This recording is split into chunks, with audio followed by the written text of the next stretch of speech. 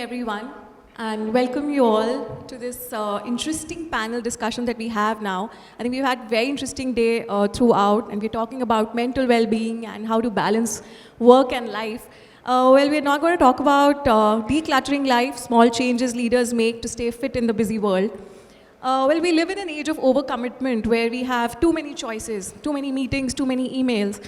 But I think some people in the leadership role, they navigate well and with remarkable calm and focus. And we have with us 4 leaders today who wear many hats.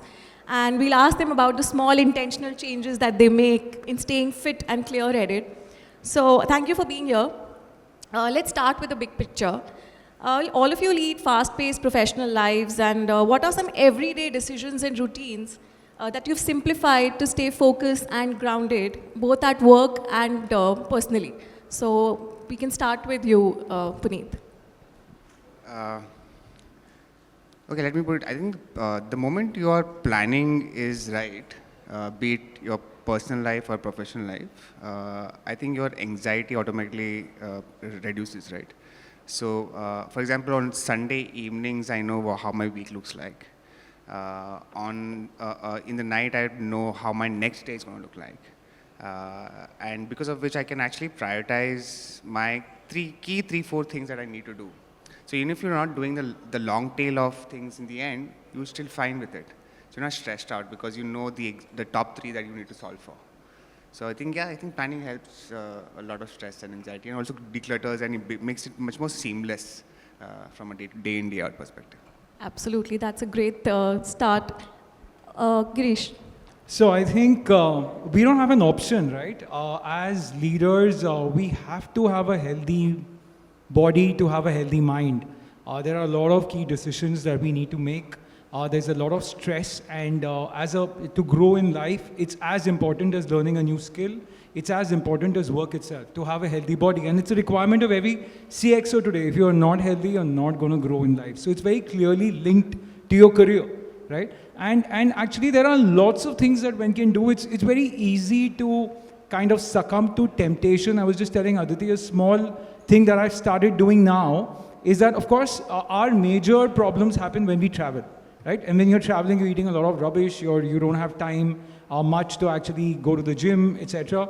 But what I've started doing is 2 things to begin with. One is to carry my gym shoes along everywhere. And every hotel will have a gym. It's all about discipline. It's all about pushing yourself that, hey, it's just 15 minutes. Take small steps, not really major steps. 15 minutes, just go to the gym. You know, you will revitalize your mind, and you'll be able to make better decisions. You'll be able to improve your productivity. It's very clear. There's no science. It's common sense behind it. And the other is never opt for a breakfast option in any 5-star hotel. Don't succumb yourself to that temptation. Don't even opt for it. You don't have to go to the breakfast table. You don't have to eat. You can, order room service, order some healthy stuff. Just avoid yourself that guilt, right? And don't fall for temptation. These are small things, but they play a big role. Absolutely. Bharat. I think what Girish just said, I'll totally agree. And we are embodied beings, we are physical beings. So movement is the cornerstone, what defines us. And that invariably is helping us with our cognitive function. As a leaders, you need to make decisions, you need to take calls. You cannot be thinking for too long because the entire team is looking up to you. What is he going or she going to say? And as in the previous discussion, Milind said, self-awareness is the key. Knowing yourself, we are evolving beings. Maybe when I was in my 20s, in my 30s, in my 40s, I've seen a considerable change in terms of my diet, my movement, as an athlete, because I cannot go on the 6th gear throughout. I also need to know when to switch the gear, when to go down. But ultimately, as a society, as humanity, in today's times, we are living more on the 6th gear mentally and on a neutral or 1st gear in the physical realm, where we need to reconsider and shape ourselves and see where we need to go. So that's how I'll say. Actually, I have to point to extend what Bharat said. Movement, he mentioned about movement, and typically corporate people have to sit minimum of 8 hours, right? Zoom calls just make it worse. Correct. So the thing which I do, or I think most of the guys have already started, is I keep on moving in office all the time. Even there was this brand campaign by Idea, which is walk and talk. So every time there's a phone call, I'm always on walking and not, So wherever you get a chance to move, I think that makes a lot of difference. I think those are great insights. I think movement and healthy eating are really, really important. I want to come to now the micro habits. If you can elaborate more, like how do you set the tone for the day? The first things that you think one should do when you wake up. And some rituals that you can share with us which keep you grounded and focused, the small little morning habits. So, Bharat, if you want to start. Sure. I think that really sets my day when I'm looking at those micro habits. First thing is what I think both the wonderful speakers at the previous session talked about checking in with yourself. Morning you get up, if I'm totally engrossed with what is happening out in the world, which is a habit, which is a practice. I'm not saying I'm perfect. Even now I get to reach out to the phone. But that is a practice that we need to do it day in, day out. The first thing is check in with yourself. Just figure out, and feel into your body, your thoughts, your emotions, gratitude, again, a big part of the day when I start. Hydrate myself, and I start with some small 5 to 10 minutes mobility session. Like how the speaker was sharing, you don't need to have a good 1 hour long workout in one go. I call it movement capsules. So, I do a 5 to 10 minutes morning ritual, and then afternoon, then evening, and in the evening, and at night. So, when I say movement, it's just not physical, it's also about, taking care of your emotion, regulating your emotions through some breath work, so visualization, and affirmation. So, those are my to go. Great. Girish, would you? Yeah, I think it's the morning is the most important time because that defines your day. You shouldn't, and of course it's difficult because there could be messages, there could be emails pending, and you shouldn't look at your phone. So the first thing you've got to be is with yourself, or spend 10 minutes having a cup of coffee or tea with yourself. And I make it a point to at least do some physical activity for sure, because without that I feel sluggish through the day. So it's now become like a necessity for me. Even if I don't do it, I will need a lot of coffee through the day, though I may have slept well. But if I have to do those 15 minutes, and it's something that I used to never follow 10 years ago. So 10 years ago, I was 15 kgs or 20 kgs more, and I used to not exercise. And then the reality hit in, right? Someday, like he said, you can't lead that life because life will tell you, hey, this is enough. And then you start learning yourself. Self-awareness is very important. I completely agree that as long as you're aware and you push yourself, and it's not about laziness. You'll feel excited. You go out, you see people, you'll go to a gym. It's an exciting start to an otherwise hectic day. So it just sets the tone for the day. It's a small thing. It's like he says, doesn't have to be more than 20 minutes. 20 minutes is enough, more than enough. Yeah, I think it's similar, but in fact, my morning routine is very simple, to be honest. I don't do more than half an hour of exercise every day. It ranges in averages between a 22 or 25, except for weekends. Yeah, I do some reading here and there. I also make it a point to sit with myself. You can call it meditation. I have been meditating for many years now. So meditation, I don't need a place or a ritual or a app to meditate. It's just about sitting with yourself, being calm and not thinking for 10 minutes is possibly what I do. So I need like a 45 to a 50-minute for myself for doing all of this. Then you are good to start the day. It's fantastic. Those are some great ways to start your day. But now I want to come and talk about how do you manage the energy through the day. And Bharat, you swam from Sri Lanka to India last year, and I mean, what feat of endurance and mental focus. I want to ask you, how do you manage the physical and mental space when you're through that journey? Again, like I said, it's an everyday practice. The thought, the visualization that went into it was not just a physical preparation. I was also, and with my partner when we were swimming, or before we swam, we knew the imminent challenges that will be there, especially with the mental block. Of course, the external challenges are there, but how we tackle that, how we face them, or are we getting succumbed to? And there were moments where certain things were not in your hands, so time management is external, but it's the energy management which is more important spiritually. The anchor point for me was one stroke at a time, one breath at a time. Because if I was just thinking about finishing that swim, which took us over close to 8 hours. We started in the morning from Talaimana, Sri Lanka, and reached Dhanushkodi in the afternoon, 1:45. But the challenges were there, imminent dangers were there, but it's about, at that time you need to surrender and trust the ocean. You cannot start fighting with it. So that was a big learning for me, and which I also mentioned in my book, Ram Setu, The Bridge Within, and asking the readers, what is your bridge that you're willing to cross? So that's how I see it. Great. And Girish and Puneeth, you are working with big brands, and I'm sure your calendars are always full. So how do you manage your energy and not just the time? And how do you show up and, with focus and presence on your tough days? You can start. So they say, right, that the food for the brain is physical activity. It's scientifically proven. People who have strokes, people who kind of have dementia, etc., they all do a lot of physiotherapy because that's the way to energize the brain. Physical activity is the key. So he mentioned that walking and talking is a very simple thing to do.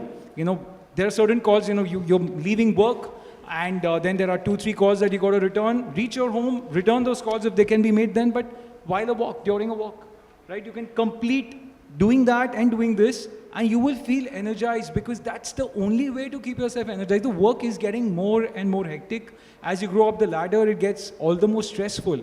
And it becomes, like I say, there's no option. You have to keep yourself physically fit to be able to deliver in that role. Otherwise, it's not going to happen. So you'll have to do that, and that's the only way the energy will come in. I'll be honest, I actually I block my calendar wall to wall till about, say, 6:30ish. The reason I do that is because, one, I'm confident about my energy levels through the day, predominantly because I have these smaller snacks and bites every now and then. And also my afternoon lunch, this has been out of habit, not out of measured thought. I don't eat full. I always eat to a point that I'm always hungry, which I think is also important, because otherwise you get too lazy. That is one. The other thing is, if you have a packed day and you know that you have covered enough of what you're supposed to cover, the reason I do this is because I can then come back home and spend time with family or do something for myself. Now, it's important for me is because if you keep extending your timelines, or you just being lackadaisical about time in general, that 6:30 becomes a 7:30, then you add traffic here and there. It's just no time with family. I think that time with family is extremely important in the evenings, just so that you're resetting and refreshing yourself the next day. Fantastic. Now, this is my favorite question, because this is my personal struggle. How do you say no? We all want boundaries in life to be able to do what all you've suggested, because I think it's equally important to survive, and especially in the roles the hats that you all wear. So I want to ask you, how does saying no, whether to meetings, distractions, or even people, create space for better thinking and well-being, and how difficult is it to say no for you, Puneeth? There's one philosophy that I always go with. Every discussion or every negotiation has to be a win-win. So just because you're saying no, it's not the end of the discussion or a debate or a conversation, right? So you'll have to find that sweet spot where even when you're saying no, you know that it's going to happen, it's going to transpire or pan out in the manner which helps both the parties. I've realized this little later in time. The younger self, I remember I would say yes to everything. Because when you're younger, you're also ambitious. You want to make it happen. No matter what you do, you stretch yourself and say yes to everything. But I think you get matured, you start realizing that only I can say no now, but I'll come back to you possibly later. So yeah, it comes with time. Since COVID, I think the boundaries have really blurred. especially Actually, in the corporate yeah. world, whether Yeah. it's day, night, weekend, weekday, Yeah. we are just available for work. Yeah. Girish, how would you like to address it? As far as work goes, of course, you don't really need to say no or a yes because that work will tell you whether it's urgent or not. So you should say no to something which is not earth-shattering, and you should say yes to something where it's a crisis and you would need to handle it.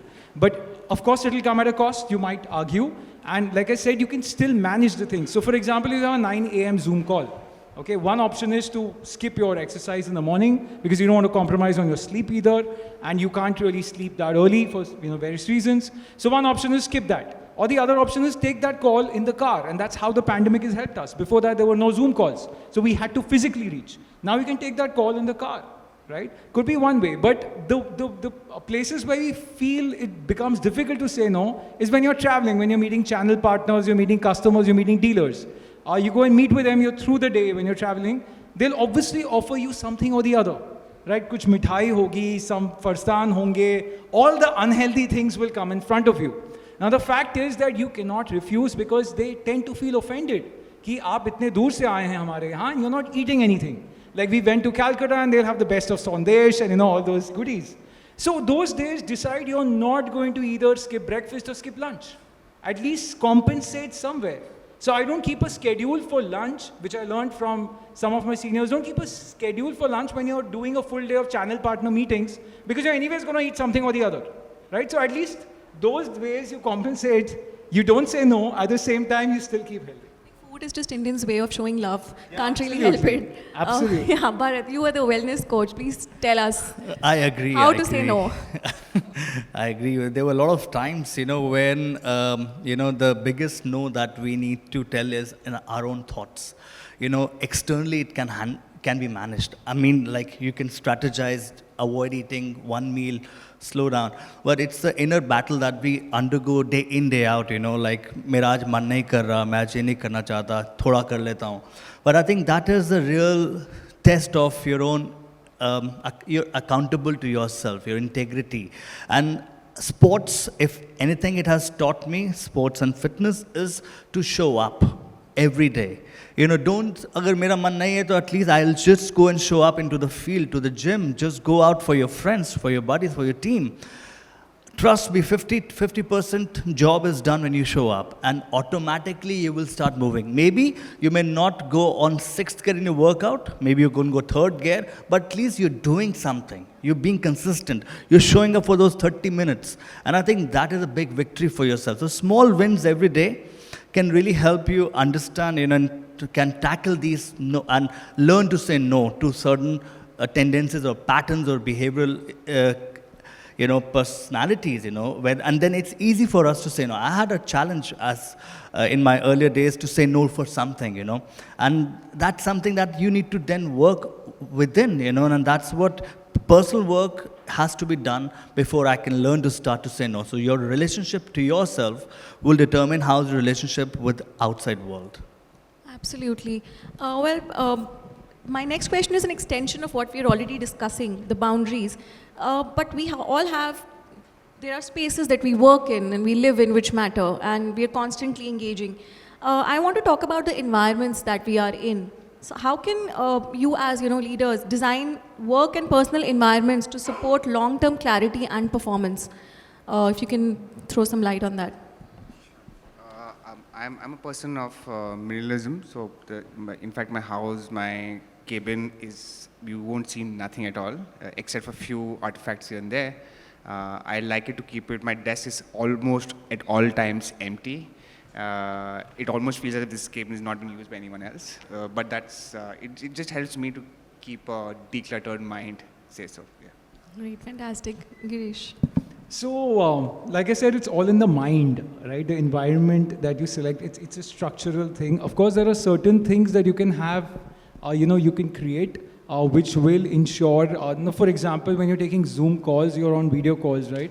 And you have to be there. A lot of people, and we've all created structures where you stand and take the call. At least you don't sit and take the call. At least standing is better than sitting. Go take breaks at times. Just say, I'll be back in 2, take a little break, just go around. So these are things that one can do. Always have the gym bag open, or rather right there in your bedroom. Never shove it inside. Let that gym bag be there so that it's constant reminder to you, hey, you haven't gone to the gym, or at least have your shoes, your walking shoes or running shoes always in your presence. Because जो दिखता है वो हमारे मन में आता है, like they say, right? जो दिखता है वो बिकता है, जो दिखता है वो हमारे मन में आता है. So it's always better to have such things. Keep food items at bay as much as you can, because if there are mithais, you will be tempted. Why subject your body to temptation? Why even get there? So that's how environments matter, and you can cleverly choose them if you wish to. Bharat. I think personally, what he said, what I've started doing is I get these healthy laddus, healthy snacks, and I keep it in my, kitchen or in my desk, office desk. And these are something, that you don't then going towards something that, is not really giving you nutrition and making you feel guilty. But I think this year, what I started was taking small steps to declutter the workspace. And that really has made a big difference in my thought, leading to a right direction. Taking small breaks after every 1.5 hours for a 5-minute stretch, or taking a walk, as Mr. Bakshi was saying, 4 floors, and then you press the lift to go up. So it's up to us how much, what is my, which direction do I need to take myself for this body, mind, and spirit to be aligned. There's no separation, it's integrated. So how I do that, the choice is mine, and I choose to lead that direction. But I also want to ask, apart from, of course, eating healthy and exercising, I want to know how important is the digital detox? Is it possible in today's demanding corporate structures that we have, the working hours that we have, and we're constantly in front of our screens? So do you think digital detox, for some hours during the day, probably one can manage, and would that help in kind of creating a boundary and clearing your mind? So I think the digital detox happens during sleep. So during sleep, that's one thing that one should never compromise on, because everything, every disease, every issue is linked to sleep. As long as you can keep your sleep healthy, that's enough, honestly, if you ask me. The other thing is how you train your mind, how you control your mind, how you can stop notifications from coming on your watch when you don't need them. And there are lots of tools available to choose the modes that, you don't have anything disturbing you at a particular time when you're thinking or strategizing. But when you decide and when you think that, work is life and life is not work, then the problem comes in.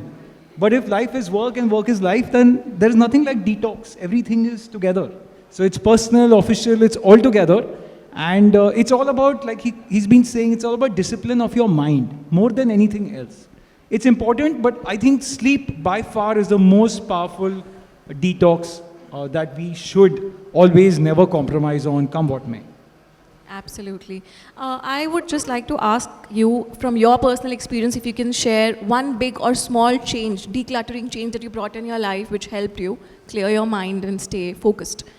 Puneeth. I'll just extend to what he said. I'm obsessed about my 8 hours sleep. And in fact, I'll go to the earlier question. I think the only time I say no, if at all, if I've not slept well. Believe me. So that is I'm extremely obsessed about my 8 hours sleep. That is something extremely important. To your point on decluttering, like I said, I started meditating almost 10-15 years back. It helps to keep your mind channelized to solve for, I'll not say problem, but solve for events and context which comes almost every hour, every day of your life. You just become more calmer to situations. For me, I think meditation has been a big help. Fantastic. Girish. Coming to small, minor things, I gave a few examples of, taking your gym shoes along, saying no to breakfast, in the properties that you stay. Other things that I do, which are, at our levels, one could argue, why are you doing it, right? Like that day I was at Worli, I had to get home, I stay in Juhu, it was showing me some 1 hour, 45 minutes congestion. I took the metro, I let the car go, I told my driver to come, I took the metro, it was healthy, it took me a lot steps down, steps up, walking all over the platform. This was a great experience. We should do that more often than not, right? Why can't we take the metro twice or thrice? It's automatic, small ways of keeping yourself healthy rather than being in a car holed up for 1.5 hours. So small things like these can make a big difference. Or like I say, take a lot of work calls in the evening. Like he's rightly saying, try wrapping up early, don't extend. If you have to make those work calls, do it while walking. It's a great way to, keep yourself fit, and a great story, or a great, requirement to grow up the ladder, because without all of this, you're not going to grow the ladder anyways. Bharat. Decluttering the idea of comparison and perfectionism, because it's sometimes it's important to come to alignment with who you are, and at the same time at this environment that you are with. A lot of times working on the team in the leadership role has taught me about patience. I was very impulsive. I was taking decisions left, right, and center, but I realized that I will be all by myself. I need to build that role as a role model. I have to build that trust with the team. So, keeping these idols and how we are creating that ecosystem both within ourselves at home, and one change that I have brought in my life, I try to do it at least, if not every day, at least twice or thrice a week, is that I sit on the ground at my home on a chatai. I eat with my hands. So it's grounding. For me, it's very grounding. Something which we have forgotten, because we are most of the time in the head space, moving around in the rush. So just sitting down there like how our ancestors used to, going back to our ancient wisdom sometimes is the answer. Going back to the basic is the answer. And I think these are the little small nuggets that can go a long way and can help us realize who we truly are. Thank you so much, although our time is up. Before I let you go, just one last question, because I'm sure everyone would be interested in knowing, especially me. What's your advice for people who are overwhelmed right now, especially the younger professionals who have joined this work culture and who are not able to cope with this balancing, and who are not even sleeping on time and waking up on time, eating healthy, nothing?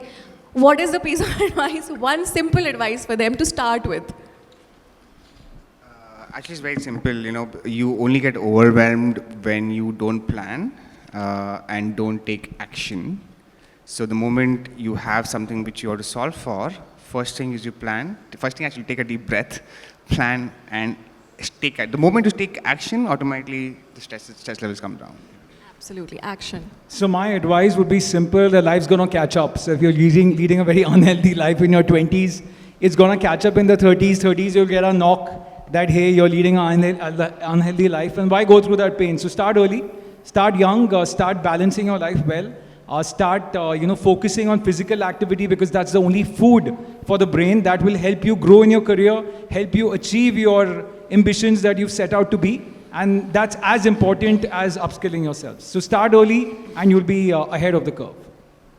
Great. Live an embodied life, move, hydrate, stick to the basics, because we have forgotten, we make it overcomplicate things. Stick to the basic, eat the right food, move more, breathe deeper, and stick to your sleep cycle, because at night when you're putting the phone, the blue light is disturbing your circadian rhythm. It's important that these basic things should be put in place, bigger picture will be taken care of.